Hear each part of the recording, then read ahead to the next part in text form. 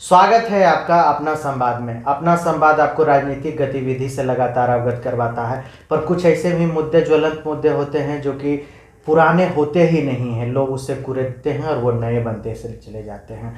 अभी हाल की घटना की अगर बात करें तो मधुबनी के जो घटनाक्रम घटा वो मानवता के शमशान करने वाला घटना था। लोगों ने उसे जितनी भर्त्सना करनी थी भर्त्सना भी किया, पर कुछ लोगों ने इसे उग्रता दिखाया जो कि भर्त्सना से अलग था। इस सारे बिंदुओं पर बाढ़ के एक जाने माने जदयू नेता और बख्तियारपुर विधानसभा प्रभारी शंभू नारायण सिंह से जानते हैं कि उनकी क्या व्यक्तिगत, राजनीतिक और व्यवहारिक राय में कितना सही और कितना गलत है। स्वागत है सर आपका अपना संवाद में। धन्यवाद है आपके चैनल को, आपके सब्सक्राइबर को, आपको सुनने वाले सभी जनता को।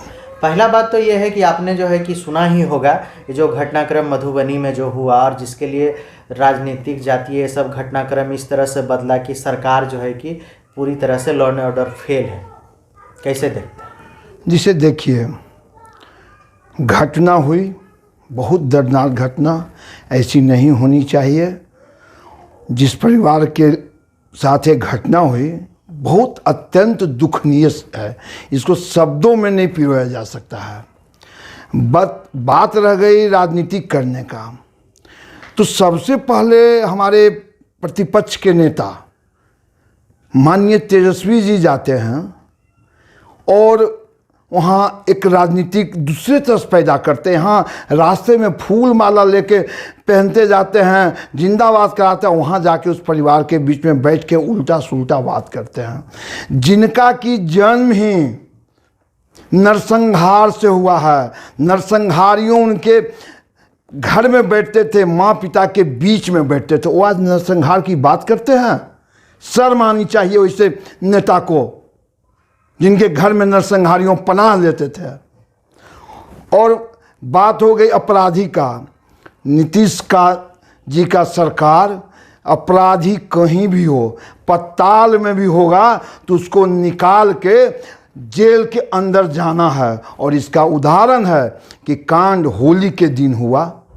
होली में सारा प्रशासन, सारा लोग थोड़ा एक अलग मूड में होता है, एक अलग व्यवस्था में प्रशासन रहती है, लेकिन जैसे ही 1-2 दिन के बाद आपका मुख्य आरोपी को पकड़ा गया और उस मुख्य आरोपी के साथ साथ मेन जो आरोपी हैं सब पकड़ा गया। तो आपने इसमें महत्वपूर्ण चीज़ होती है कि जातीय जो है कि संघर्ष दिखाने की जो कोशिश की गई या जातीय संघर्ष के तौर पर दिखाया जाने लगा, इसे आप कितना सही मानते हैं? जिसे देखिए, इसमें जातीय संघर्ष जो भी किए हैं, जो भी संगठन, जो भी पार्टी, ये ओछी राजनीति है। हम चर्चा करते हैं नाम लेके, करनी सेना, ठीक है, राजपूतों की एक भलाई करने वाली सेना है।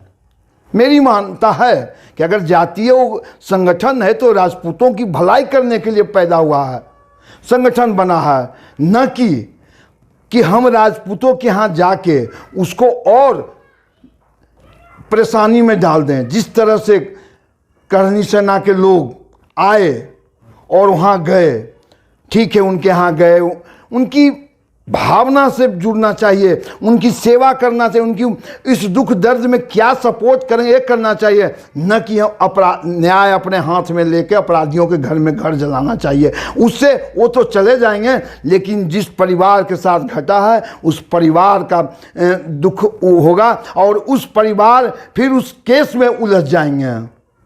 भी दोनों तरफ से थे। कुछ लोग थे जो कि आप शब्दों का इस्तेमाल शुरू कर दिए थे जो कि संवैधानिक तौर पर तो सही नहीं कहा जा सकता है।